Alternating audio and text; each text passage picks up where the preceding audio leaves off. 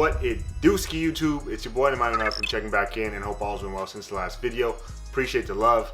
Clearly you guys are feeling those Jordan 1s, so I figured why not do another Jordan 1 video. But this time, let's kind of flip the script. So today I want to go over a shoe that I've had for almost a month now, and for me, honestly, it was one of my favorite releases of 2021. And if the title hasn't given it away by now, obviously I'm talking about the Air Jordan 1 in neutral gray in the 85 silhouette, and that shoe is just magnifique. So much so that I did want to do an update video on how things have progressed since I first got the shoe, because as you can imagine, first impressions are one thing, but when you actually get to rock the shoe and have it in your day-to-day life, that's when you're going to see it really shine or maybe flop. So I want to go over a couple of things and how I've seen the shoe actually progress. And it is an all-white shoe, so proceed with caution. And as per usual, if you like the content, you love sneakers, and you love streetwear, smash that like button and subscribe if you haven't already. And if you've been following me on Instagram, then you would have seen that I've been rocking this shoe a lot lately on my day-to-days, when walking to work, when going to the grocery store. It hasn't really been a month, to be honest, but I think I've worn it enough hours to actually have a decent amount of a review, and I haven't cleaned them since I first brought them out the box. And in terms of aesthetics, you can tell right away, the first thing I actually opted to do was change the laces up. So they did come with the optic white laces to match the rest of the shoe, and the neutral gray swoosh was the only thing really setting it off. So I thought, what could give it more of a vintage look? So I took the sail laces out of my Travis Scott ones, which are somewhere back there, flipped them in here, and instant classic. These look crazy. And it's just the small things that make the biggest difference on a super simplistic shoe. And I think that it was really the finishing touch on something that was already very, very good. Leading up to the initial release of February when these shoes came out, the hype was unreal. Reason being is because of the 85 silhouette, first time being re-released since 1985. This is the third time Jordan Brand opted to re-retro an 85 silhouette. The first time was the New Beginnings pack, followed by the Varsity Red, which is like the reverse bread colorway. And then this is the third one. And I personally think that this is my favorite, and it's also because it's the only one I have. So obviously I'm biased, but the hype was well warranted, and they really knocked it out of the park.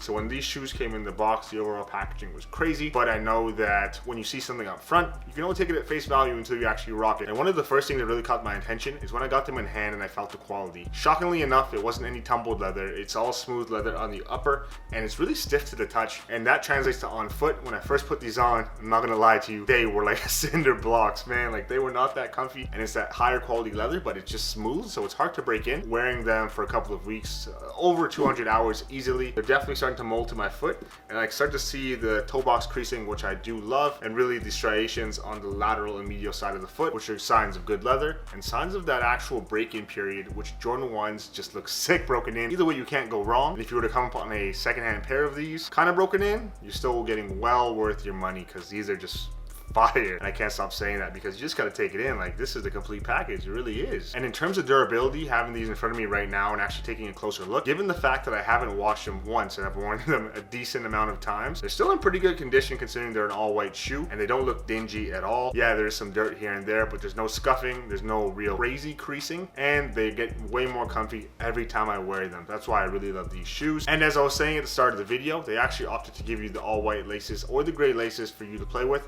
I thought of a better option. I threw the sail laces in there for that more vintage aesthetic, as that when the shoe patinas or ages, as the leather terms would say, they're going to get more yellowed and more worn in anyways. And I think they look great, and it really gives that kind of contrast, slight contrast to the shoe, and really breaks up the whole silhouette. In terms of the upper, still in great condition, honestly, I can't complain. No real flaws. The suede, it's got wet a couple of times because it has been snowing in my city. It's still in mint condition. Like, honestly, there's not that much wear and tear on this shoe. Taking a closer look at the materials of the upper, they opted to go for the all smooth white leather instead of the tumble iteration that you see on most Jordan 1s. And I think that was a smart choice for this silhouette. Since it is such a high cut, and since it is such a just a minimalistic design, when you have those small creases or those small scuffs, they're going to be that much bigger in terms of magnitude aesthetically, and I think they do a good job bringing your attention to the toe box. As I was saying, there's some slight creasing, nothing too crazy, but enough to show people that you actually rock your kicks, and I'm a big advocate of this on this channel. And on the lateral and medial side, there is a little bit of creasing to actually signify the wear and tear of me walking on a day-to-day, but it's nothing that's going to really blow you away. And the shoes are holding up very, very good, I gotta be honest with you. In terms of comfort levels, that's one of the biggest differences I've noticed. Wearing this 10, 20 times. They get a lot more comfortable compared to day one because they were like cinder blocks on my feet. And when it comes to the insole of the shoe, I haven't taken that out, to be honest, because it hasn't affected me. The sticker's still there with all of the logistics and the release information of the shoe. I've been wearing it and it hasn't degraded or peeled off or anything, so it's good to go. And I know I've been saying a lot of positive things about this shoe. My only real complaint was when I first got it in hand, it was just the comfortability, but it's promising to see that it's taking steps forward, pun intended, to get broken in and to get more comfortable. The only downsides I would say is comfortability, obviously, and accessibility, because there's a low chance you could have got this for retail. The releases were disgusting, to be honest. I got these for 300 Canadian, and I think the resale prices right now are around like 650 or 700 Canadian, and they're just gonna rise because this shoe's not gonna re-release ever, unfortunately, and the last time it did come out was 1985, so you do the math, that's a big period of time to not release. And when it comes down to the sneaker of the year conversation, and I know before you write in the comments, it's only March, this is definitely gonna be a top 5 sneaker of the year for me, I can definitely say, based off the hype alone, and based off how minimal it is, but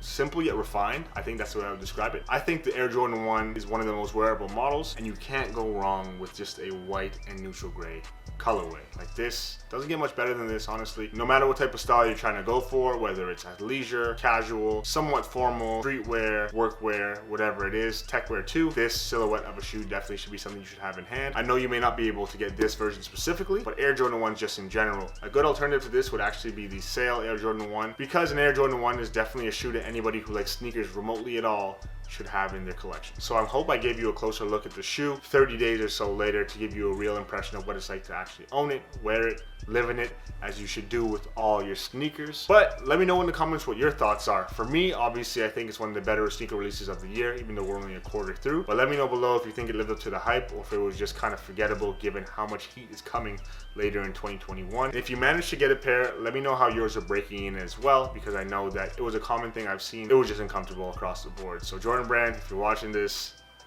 please, come on. But yeah, leave a comment below, like the video, sub if you haven't already. Appreciate the love and support as per usual, and I will catch you in the next one. Deuces. I'm thinking about dyeing my head red, just to look like a pattern red.